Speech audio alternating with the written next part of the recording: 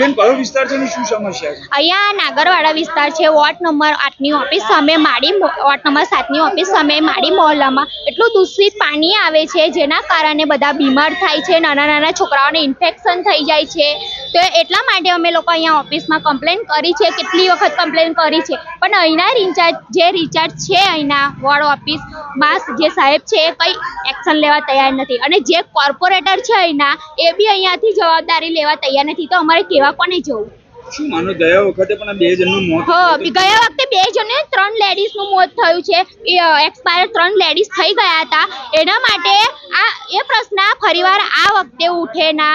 આ વખતે બી છે ને અત્યારે હાલમાં ત્રણ મોટા માણસ અને એક નાનો છોકરો હોસ્પિટલમાં એડમિટ હતો. તે અત્યારે અમને લઈને આવેલા. એનો 2 છોકરાનું સ્ટેટમેન્ટ આટલું નાનું શિશુ છે, બાળક હજુ, એને ઇન્ફેક્શન થઈ ગયું છે, પાણી પીવાથી ઝાડા વોમિટ અને ઇન્ફેક્શન થઈ ગયું. હવે એ નાનું છોકરાને કશું થશે તો આ કોર્પોરેટરો જવાબદારી લેશે?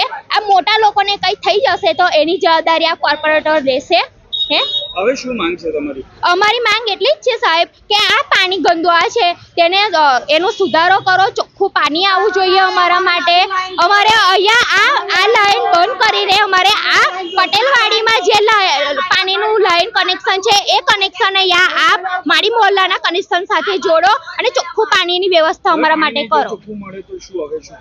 પાણી ચોખ્ખું વવાળવા માટે બૂંદ પાણી ચોખ્ખું પીવા માટે પણ ઘરમાં નથી. અત્યારે અમારા ઘરમાં બધું જ કામ એવું ને એવું પડ્યું છે, કશું અમે કામ સવારનું કર્યું. એક ઘૂંટો પાણી સરખો પણ અમે પીધો. વેચાતું પાણી લાવીને અમે જગ વેચાતા લાવીને પાણી પીએ. અમારી પાસે ગરીબ માણસ પાસે કેટલા રૂપિયા હોય તો અમે ઘડે જગ ભરીને મંગાવીએ પાણીના.